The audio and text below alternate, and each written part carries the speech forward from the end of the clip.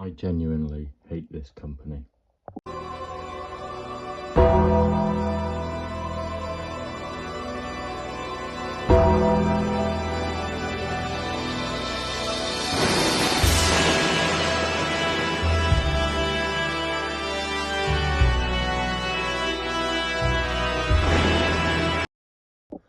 What's up guys, welcome back to the channel and welcome to my reactions and my review of Wrestlepalooza 2025, the first premium live event on ESPN if you're in America, or just as normal on Netflix everywhere else. Wasn't much different, 5-match card, a shit ton of adverts. 2 tag matches, no tag titles defended. There was only 1 title defended on the entire show. Incredible. 2. Incredible stuff. So first up, let's get into Stephanie Vaquer and Io Sky, because they're the only 2 figures that I don't have, because, well, there isn't a Stephanie Vaquer figure, and I don't really collect women's figures very much, although I am starting to think that I should, because the women have been a lot better than the men so far this year, even though they've been booked to shit as well. But the booking as a whole, I've really fell out of love and felt very disinterested with WWE. I went to AEW Forbidden Door and just enjoyed that show more than anything I've seen of WWE this year. I thought Evolution is the best premium live event they've done. Back a few months ago, the all-women's pay-per-view, Naomi won the title and everything like that. I thought it was fantastic. Really good show. Other than that, WWE have just not hit the heights this year. I think they've been going downhill pretty much the entire time. WrestleMania 41 was did not enjoy it really, but this is all stuff for another video or another few videos in Let's Talk Wrestling, or, you know, a video essay that I want to start getting into. But yeah, if I would have already put the subscribe little card thing up there, so if you want to hear more of my thoughts about that, hit the subscribe button, turn your post notifications on, and comment down below on, first of all, your thoughts on the show, where you think it's going forward from that, or if you want to see more of that stuff discussed, or any other videos you want like to see from me. And yeah, as I said, let's get back into Stephanie Vaquer versus Io Sky. So this is an interesting match, because obviously coming into it, Naomi vacates her women's title, which she won very, well, I don't know what I'm saying, not very long ago. Obviously she cashed in on Io Sky, defended it successfully against Rhea and Io at SummerSlam. Was it at SummerSlam? The one after SummerSlam? I don't know what it was. Not Clash in Paris, because I can't remember what happened. But yeah, Stephanie Vaquer won that Battle Royal at SummerSlam to go on to face Naomi at the time at Clash in Paris for the title. But obviously Naomi vacates. Now they have to find a challenger for Stephanie Vaquer to battle it out for the vacant world title, that being the former world champion before Naomi, Io Sky, who held it for like 250 days. One of the best wrestlers in the world, not even in the women's division, just in the world in general. I mean, that's what it means. But yeah, enjoyable match. I thought it was quite good, quite technical. I didn't really pay attention to much of the show, because I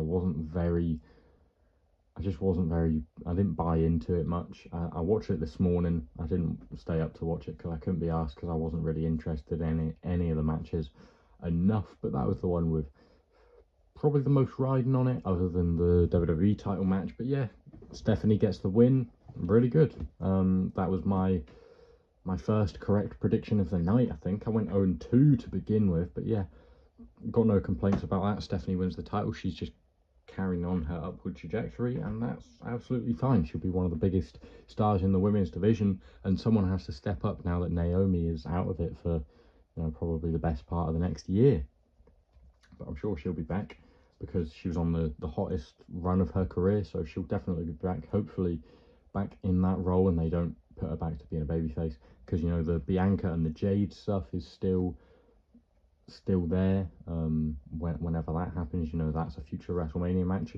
The triple threat could be on the cards for WrestleMania at some point.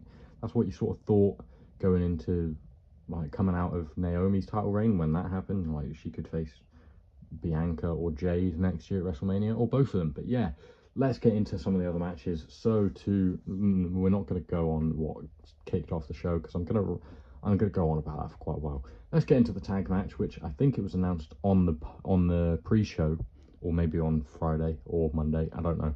I've not really watched the weekly television in quite a while. That LA Knight would be the special guest referee. That he didn't really care. He was impartial, to be fair, but in the way that he didn't care what anyone did.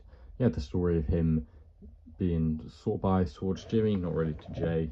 Jay nearly hits him with the chair, and yeah, that sort of comes to the end, and the two Bronze get the win. I thought the Usos would get the win here. I did predict them to get the win here, because I thought reuniting they would get the win, and Jay and Roman won against them before, so I didn't know if they'd really give them the win, and they already beat Jimmy on Monday night. But the Vision and the two Bronze get the win. I've got no complaints with that. I think that is what should have happened, to be fair. I think if they're going to make them a beast, big, proper stable, then they should be beating the Usos, and I'm fine with that. No feel-good moment for them. Not many of them throughout the show, but yeah. So we'll get on to the other tag match. This one had a good build going into it, and carries on the Seth and Rollins, the Seth and Punk feud. Seth Rollins is the World Heavyweight Champion, by the way, but he's in a mixed tag match instead. And he was put in the Widow's Peak by AJ Lee. If anyone knows how to pose this correctly, let me know, because that's really hard. I mean, I know it's like an old women's basic, and probably doesn't help. And maybe it'll be better when we get a new updated AJ Lee with new articulation and stuff like that, but it really doesn't work. But yeah, good enough match. A bit awkward in moments. I thought Becky was selling a bit crazy, but I do like Becky, to be fair. She's a bit annoying, but I think she's been really good on this run as the IC champ. And obviously AJ Lee makes her tap out to win the match, which is my second correct prediction out of the three we spoke about so far. So I'm all good with that, and it probably sets up an Intercontinental title feud. I don't know what happens with Punk and Rollins going forward, if they carry on their feud. I don't really care about it at the minute. It's just been going on for so long, you know. Yeah, I don't really care.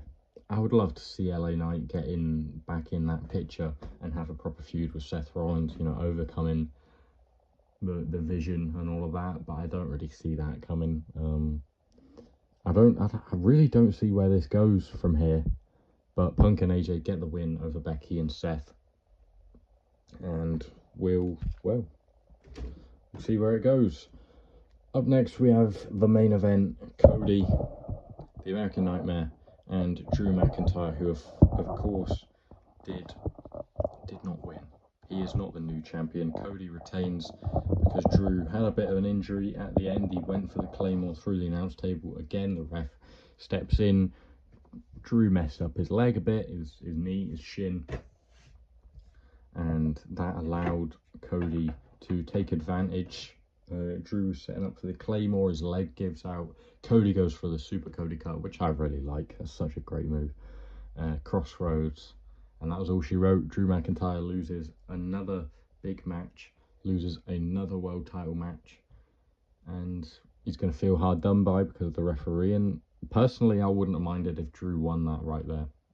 I think it was a moment when they could have pulled the trigger, because Cody's fine. He will be fine. He lost to John Cena at WrestleMania. He bounced back within 6 months and was the champion again at SummerSlam. And I really like Cody. I'm a big Cody guy.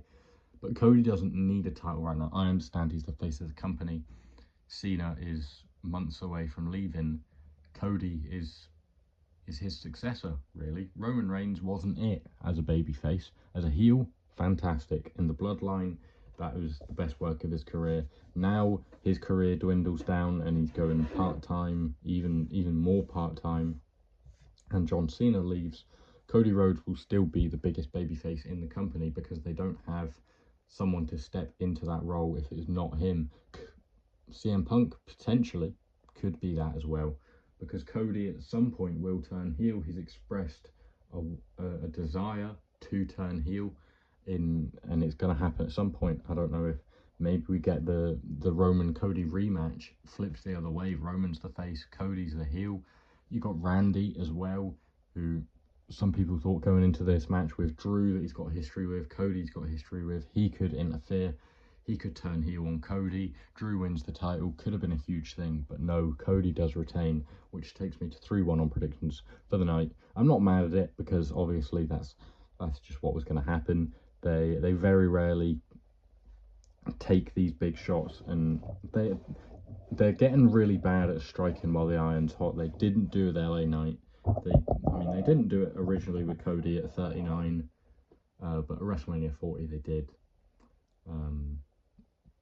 I mean, you look at Punk and Rollins, that's been going on for so long. They tried to do it with Jey Uso and then backed out of that.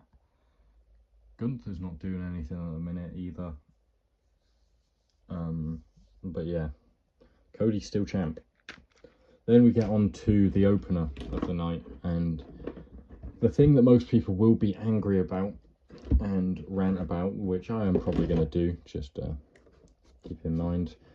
Brock Lesnar, piss boy, named in a federal court case with Vince McMahon for sex trafficking, gets a big pop because he's introduced by Paul Heyman, another piece of shit, really, isn't he? Let's be clear, Paul Heyman is not a good person either. And he introduces Brock Lesnar, who goes on to squash John Cena with less than a quarter of a year, or just over a quarter of a year, sorry, from the end of his career. John Cena has, if I check the date, it's like I think it's the 21st or something like that of September. Whatever it is, there's about 3 months left of John Cena's career. I don't know how many dates we're down to, probably about 10. His last match will not be in Boston, Massachusetts, his hometown. It will be in DC because they want a bidding war, and you know, you're looking at Donald Trump could be there, who's a fucking prick. Same with Vince McMahon could be there, and Brock Lesnar. There's a lot of bad people in and around WWE right now, and John Cena mentioned that the other night. He said Brock Lesnar is a controversial figure, which seems like a crazy thing to bring up just for no reason, you know, but, well, here we are. Brock Lesnar squashes John Cena. Terrible. Why? What has he done to deserve this? He's called the greatest of all time. He's the record-holding world... He's the record world title reigns holder, whatever you want to say. He's the never seen 17. He will go down as the greatest of all time to a lot of people, especially the kids in this generation, and you know, anyone who's like under 30, under 35, has grown up as John Cena being the face of the company, and now he's going out after spending half of the year as a heel, which was shit. The original turn, good. Everything after that was shit. Wasting his time in the WWE, the limited time he has left, on guys like Logan Paul. R-Truth, love the guy, but that's went nowhere. That was actually one of the shining lights of his heel turn. Anyways, my storage has just run out. I will definitely do another video and another rant about John Cena and his retirement tour, and probably this prick as well. So yeah, Brock squashes Cena, which takes my predictions to 3-2 for the night. At least I'm still above 500, but yeah, not great. So thank you guys for watching. I hope you enjoyed Wrestlepalooza. I didn't particularly. I thought it was okay, but nothing to write home about. Yeah, Lesnar squashes Cena. That's the big headline coming out of it. Cody's still the champ. Stephanie Vaquer has her first world title reign underway.